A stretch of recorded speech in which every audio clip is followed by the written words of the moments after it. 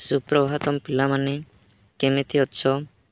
ଆଜି ଆମେ ପଢ଼ିବା ତୁମମାନଙ୍କର ଅଷ୍ଟମ ଶ୍ରେଣୀର ତୃତୀୟ ପାଠ ଜୟରାଜ ଗୁରୁ। ପିଲାମାନେ କେଉଁ ପାଠ କିରେ? ତୃତୀୟ ପାଠ ଜୟରାଜ ଗୁରୁ।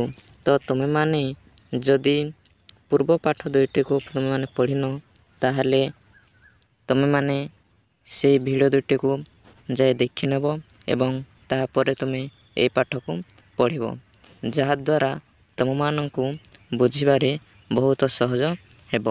ତ ଚାଲନ୍ତୁ ଡେରି ନକରି ଆଜିର ତୃତୀୟ ପାଠକୁ ଆମେମାନେ ପଢ଼ିବା। ତ ଆଜିର ତୃତୀୟ ପାଠଟି ହେଉଛି କ'ଣ ନା ଜୟରାଜ ଗୁରୁଃ। କ'ଣ? ଜୟରାଜ ଗୁରୁଃ। ତ ଭାରତବର୍ଷମ୍ ଅସ୍ମାକଂ ଦେଶଃ। ଏ ଭାରତବର୍ଷ ହେଉଛି ଆମ୍ଭମାନଙ୍କର ଦେଶ। ଅସ୍ମାକଂ ହେଉଛି ଆମ୍ଭମାନଙ୍କର ଦେଶ। ଏଷଃ ଦେଶଃ ଅସ୍ମାକଂ ମାତୃଭୂମିଃ।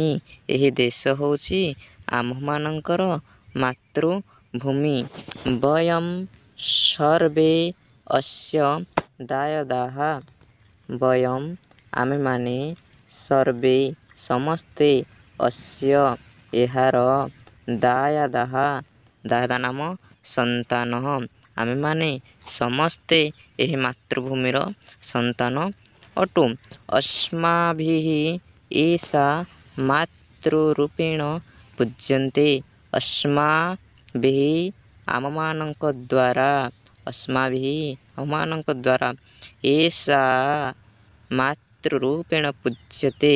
ଏଷା ନାମ ମାତୃଭୂମି ମାତୃରୂପେଣ ପୂଜ୍ୟତେ।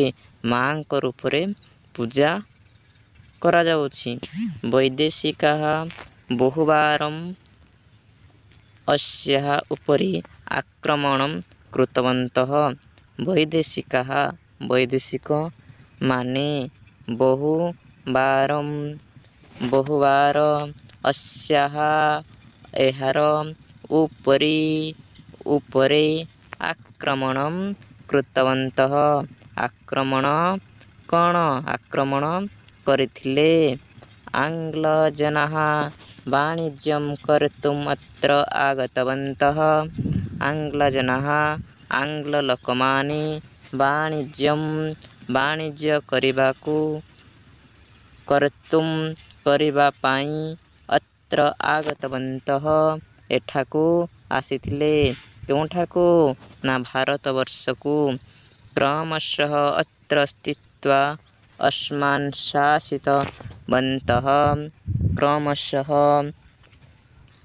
ଅତ୍ର ସ୍ଥିତ୍ୱା, ଅତ୍ର ନାମ ଭାରତରେ, ସ୍ଥିତ୍ୱା ରହିକରି, ଅସ୍ମାନ୍ ଆମମାନଙ୍କୁ, ଶାସିତବନ୍ତଃ ଶାସନ କଲେ।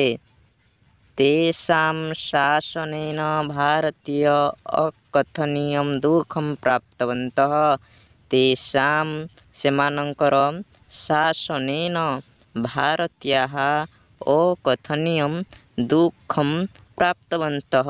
ସେମାନଙ୍କର ଶାସନ ଦ୍ୱାରା ଭାରତୀୟାଃ ଭାରତର ଲୋକମାନେ ଅକଥନୀୟଂ ଦୁଃଖଂ ପ୍ରାପ୍ତବନ୍ତଃ ଅନେକ ଦୁଃଖକୁ ପ୍ରାପ୍ତ କଲେ ବା ଅନେକ ଦୁଃଖ କଷ୍ଟ ସହିଲେ। ଭାରତଂ ତେଷାଂ ଶାସନାତ୍ ମୋଚୟିତୁଂ ବହବଃ ନେତାରଃ ଅଗ୍ରେ ଆଗତାଃ। ଭାରତକୁ ତେଷାଂ ଶାସନାତ୍ ସେମାନଙ୍କ ଶାସନରୁ ମୋଚୟିତୁଂ ମୋଚନ କରିବା ପାଇଁ ବା ମୁକ୍ତ କରିବା ପାଇଁ ବହବଃ ନେତାରଃ ଅଗ୍ରେ ଆଗତାଃ ବହୁତ ନେତାରଃ ନେତାମାନେ ଅଗ୍ରେ ଆଗତା ଆଗକୁ ଆସିଥିଲେ। ତେ ଅସ୍ମଭ୍ୟଂ ଉଦ୍ବୋଧନଂ ଦତ୍ତବନ୍ତଃ। ସେମାନେ କ'ଣ କରୁଥିଲେ? ସେମାନେ ଅସ୍ମଭ୍ୟଂ ଆମମାନଙ୍କୁ ଉଦ୍ବୋଧନଂ ଦତ୍ତବନ୍ତଃ ଉଦ୍ବୋଧନ ଦେଉଥିଲେ।